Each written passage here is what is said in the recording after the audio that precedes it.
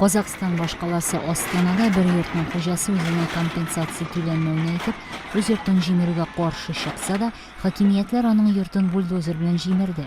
Onda yashovchilarning rizosizligini qaramasdan, u o'rinni yo'qolgan shtatda davom etdi.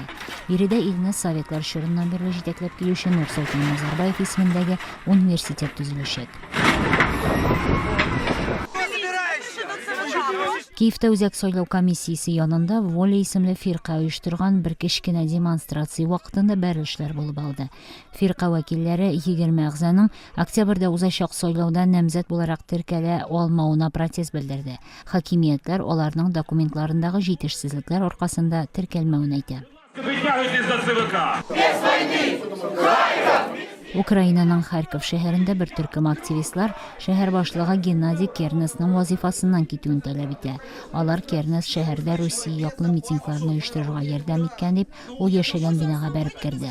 Iminlik xizmati aktivistlarni Kernes yonuna kiritmadi, ham birozdan ular tanishqina taralishdi. 21 мая 97 года. Iroqning Islom davlati sug'ushchilari kontrolidagi Falluja shahrida yashovchilar 23-sentyabrda Iroq havo kuchlarining shaharni o'tqa tutuvini bildirdi. Shahar xastaxonasining bir xizmatkari aytgancha, kimida 13 kishi halok bo'lgan, 23 kishi yaralangan.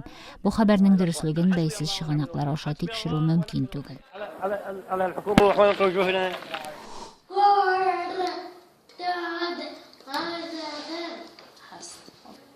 Tojikiston bosh qalasi Dushanbeda Mag'arif to'ralari eshituv ham siylashuv problemlari bo'lgan bolalar uchun birinchi bolalar bog'chasi ocharga jinularini bildirdi.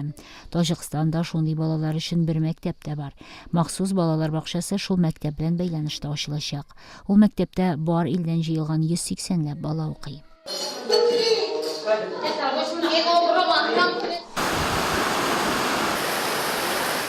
Gruziya tog'larida suv elektr stansiyasi tuzuv plani qarshilikka uchradi.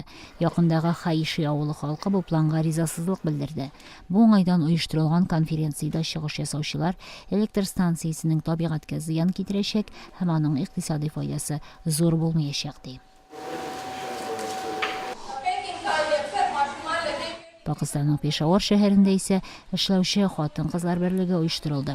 Uyushmani taqdim etuvchi yig'inda chiqish yasovchilar xotin-qizlar xizmatini o'qisha ozroq to'lanuga zorlandi. Xotin-qizlar ko'proq yuvish, shis tortuv ham osharg'a pishiruvni boshqara.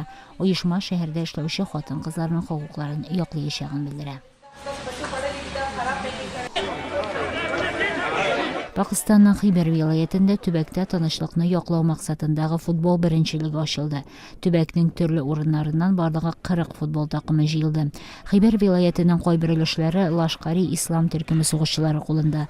Pokiston harbiylari ularga havo hujumlari uyushtirib keldi.